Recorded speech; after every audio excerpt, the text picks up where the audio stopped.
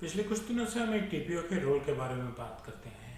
आज हम बात करेंगे कि एक डीपीओ को क्या ऐसे 5 काम जरूर करने चाहिए जिससे कि उसके यहाँ से डेटा का ब्रीच अवॉइड हो सके, मिनिमाइज हो सके उसका इम्पैक्ट, अगर मान लीजिए कोई ब्रीच हो भी जाता है तो। मेरे यूट्यूब चैनल पे आपका स्वागत है जिसपे आप रोज डेटा प्राइवेसी पे कुछ ना कुछ नया कंटेंट देखते हैं। आइए आज देखें टॉप 5 प्रीरिक्विजिट्स जो एक डीपीओ को करने चाहिए जिससे कि ब्रीच अवॉइड हो सके।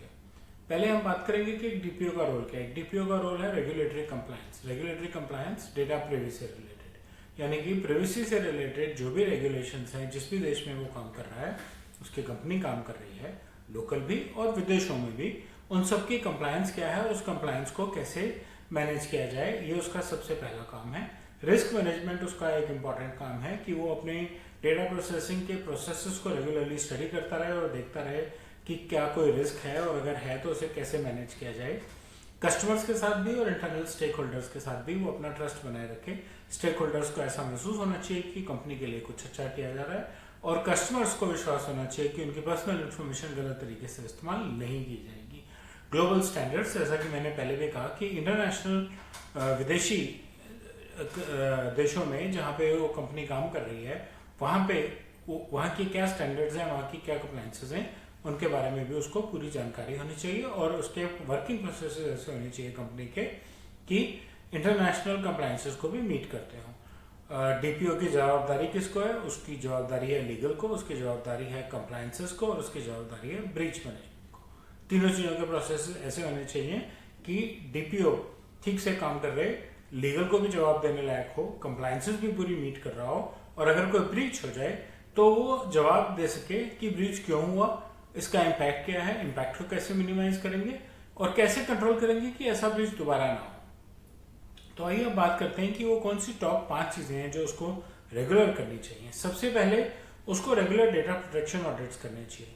यहाँ बात डेटा प्रोटेक्शन ऑडिट्स की हो रही है, सिर्फ प्राइवेसी ऑडिट्स की नहीं हो रही है। प्रोटेक्शन ऑडिट्स मतलब आईटी के भी ऑडिट्स, कॉन्फिडेंशियलिटी, इंटेग्रिटी, अवेलेबिलिटी, उसको देखना चाहिए कि क्या डेटा कॉन्फिडेंशियल है। मॉक ड्रिल्स कीजिए, चेक कीजिए, शीशों के साथ बैठ के चेक करवाइए, ऑडिट करवाइए, पार्ट बनिए उस ऑडिट टीम का या उन ऑडिटर्स के साथ बैठ के उनकी रिपोर्ट्स चेक करिए जो आपकी आईटी की सिक्योरिटी को चेक करते हैं।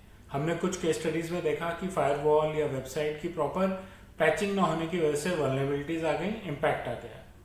तो उसको कैसे अवॉइड करेंगे आप? उसको अवॉइड करने के लिए बेस्ट ये है कि आप उन टीम्स में इन्वॉल्व हो और आपको खुद को पता हो कि ऑडिट्स हो रहे हैं या नहीं हो रहे हैं और कैसे हो रहे हैं। आपको एक अच्छा इंसिडेंट मैनेजमेंट प्लान बनाना जरूरी है। कोई इंसिडेंट हो जाए तो उसको कैसे कंट्रोल किया जाए, कोई इंसिडेंट हो जाए तो उसको कैसे संभाला जाए, इन सब चीज़ों का एक प्लान होना चाहिए एक डीपीओ के पास। कैसे उसको एक ब्रीच में क्वालिफाई किया जाए अगर ऐसा लगता है तो, इंसिडेंट के रिलेटेड, ब्रीच के रिलेटेड इम्पैक्ट को मिनिमाइज कैसे किया जाए, क्या कम्युनिकेशन की जाएगी डेटा सब्जेक्ट्स के साथ और रेगुलेटर्स के साथ जिससे कि डेटा सब्जेक्ट्स को कॉन्फिडेंस बना रहे, कैसे उन्हें यकीन दिलाया जाएगा कि ये गलती से हुआ और ऐसी गलती दोबारा नहीं होगी। प्राइवेसी एनहांसमेंट टेक्नोलॉजीज अडेप्ट की जाएं, एन्क्रिप्शन, एनोनिमाइजेशन, सूडोनिमाइजेशन, ऐसी सब एनहांसमेंट टेक्नोलॉजीज पे मेरे चैनल पे एक वीडियो भी है, आप डिटेल में जा सकते हैं। इन टेक्नोलॉजी से आप CIA ट्रैक को और मजबूत करते हैं, आप डेटा की इंटेग्रिटी बनाए रखते हैं जिससे कि डेटा जो है वो कभी करप्ट ना हो। कोई हैक करना भी चाहे, गलती से एक्सेस भी मिल जाए, एनोनिमाइजेशन की वजह से वो डेटा को ठीक से पढ़ ही ना पाए, उसको समझ ही ना आए कि डेटा क्या है, उसको शायद पूरा डेटा ही ना मिले और मिल भी जाए तो बना ना पाए। और डेटा अवेलेबल रहे, रेगुलर बैकअप्स रहें आपके पास एक एक्स्ट्रा कॉपी रहे डेटा की। उसको चाहिए कि वो एम्प्लॉयज़ की ट्रेनिंग और अवेयरनेस प्रोग्राम्स पे फोकस करें। एम्प्लॉयज़ की ट्रेनिंग बहुत ज़रूरी है। आपके एम्प्लॉयज़ को, चाहे आप एक बीपीओ हैं, चाहे आप एक नॉन बीपीओ हैं, चाहे आप एक HR हैं, उनको क्लियरली पता होना चाहिए कि एक पर्सनल इंफॉर्मेशन यानी कि एक एम्प्लॉय, वेंडर, कस्टमर, प्रोस्पेक्ट की इंफॉर्मेशन को कैसे हैंडल करना है। ये बहुत इंपॉर्टेंट एस्पेक्ट है। मैं अपने कई वीडियोस में इस बारे में बात कर चुका हूँ कि एक प्रोस्पेक्ट जिस पे मार्केटिंग वाला काम कर रहा है, जब वो सेल में कन्वर्ट होगा तो सेल डिपार्टमेंट काम करेगा, फाइनेंस वाले उसका बिल काटेंगे और उससे पेमेंट रिसीव करेंगे और सपोर्ट वाले उसको प्रोडक्ट इंप्लीमेंट भी करेंगे, उसके यहाँ जाके लगाएंगे भी और उसको सर्विस भी देंगे। एक कस्टमर की इंफॉर्मेशन 5-6 अलग अलग डिपार्टमेंट्स हैंडल करते हैं, इसलिए डीपीओ के लिए जरूरी है कि पहले तो हर डिपार्टमेंट की स्पेशलाइज्ड ट्रेनिंग बनाएं और फिर क्रॉस फंक्शनल प्रोसेस ट्रेनिंग बनाएं कि कस्टमर ऐसे आया, आप ऐसे हैंडल करेंगे, आप ऐसे करेंगे, आप ऐसे करेंगे, जिससे कि पूरी ऑर्गेनाइजेशन अवेयर रहे। और उसके अलावा टाइम टू टाइम लोगों को याद दिलाया जाए। अवेयरनेस प्रोग्राम्स, मेलर्स, पोस्टर्स भी regularly change, examples, case studies, coffee lunch table पे डिस्कशंस, ये कुछ अवेयरनेस मैकेनिज्म्स हैं जो डीपीओस को यूज करने चाहिए, जिससे कि ट्रेनिंग्स के बावजूद लोगों के दिमाग में बार बार ये कैसे याद दिलाया जाए कि उन्हें पर्सनल इंफॉर्मेशन को कैसे हैंडल करना है।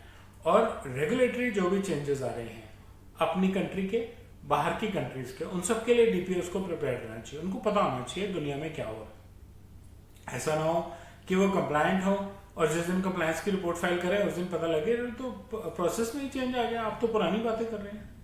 इसलिए डीपीओ को रेडी रहना चाहिए कि वो लेटेस्ट रेगुलेशंस के साथ, लेटेस्ट रूल्स के साथ अपने आप को और अपनी कंपनी को कंप्लायंट रखें। डीपीओस के टॉप 5 काम जिनसे कि वो ब्रीच को अवॉइड कर सके या इम्पैक्ट को मिनिमाइज कर सके, उस पर सिर्फ इतना ही। मुझे उम्मीद है आपको मेरा कंटेंट अच्छा लगा होगा। आप बेल और लाइक बटन दबा सकते हैं। आप मेरे चैनल को सब्सक्राइब कीजिए जिससे कि आपको लगातार नए अपडेट्स मिलते रहें, और अपना फीडबैक कमेंट सेक्शन में शेयर करें। धन्यवाद।